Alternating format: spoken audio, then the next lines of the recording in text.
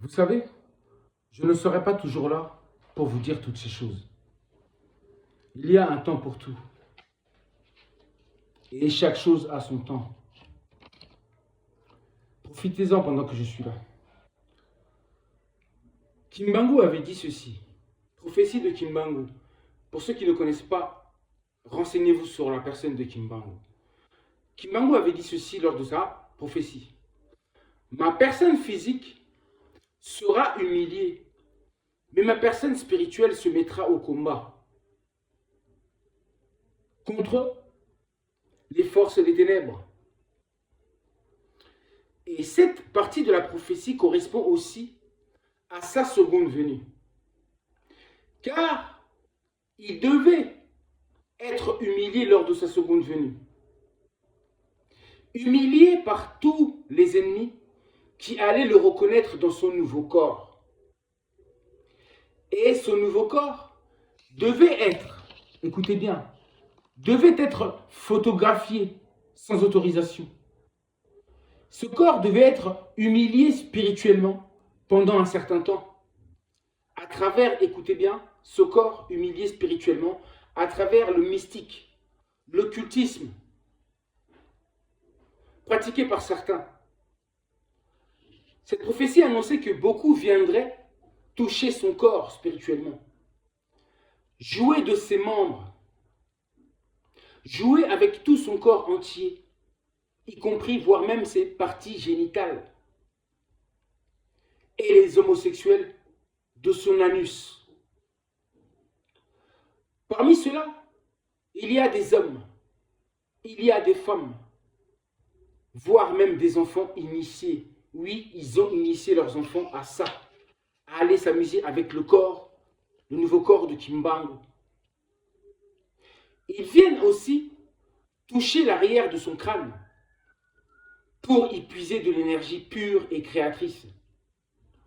Ils viennent se nourrir de ses chakras. Mais ceux qui ne savent pas, c'est que cette prophétie contenait des horribles malédictions contre ceux qui devaient commettre ces abominations sur une force, un esprit qui les dépasse.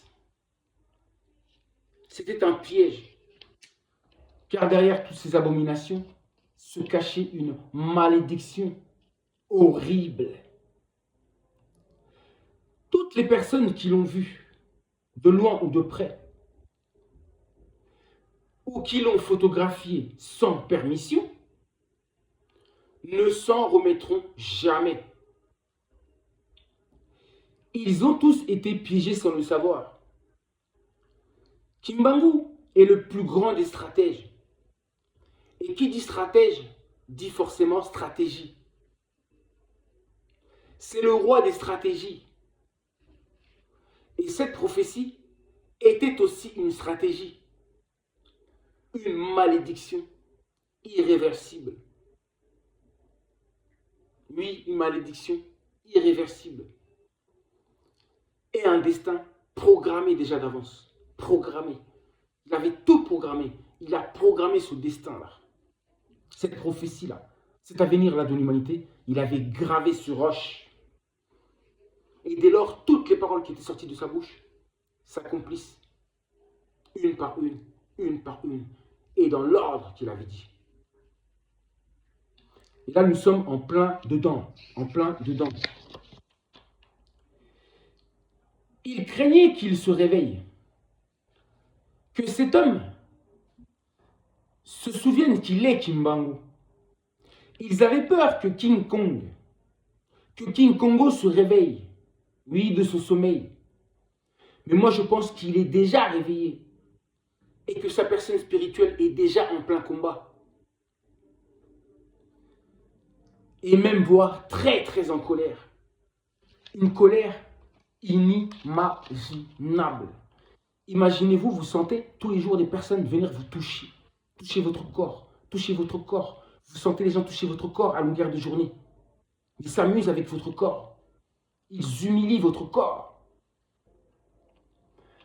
Je sens que quelque chose de très grand est en train de se préparer dans l'ombre. J'ai bien étudié cette prophétie et voici donc mon constat. Ma conclusion.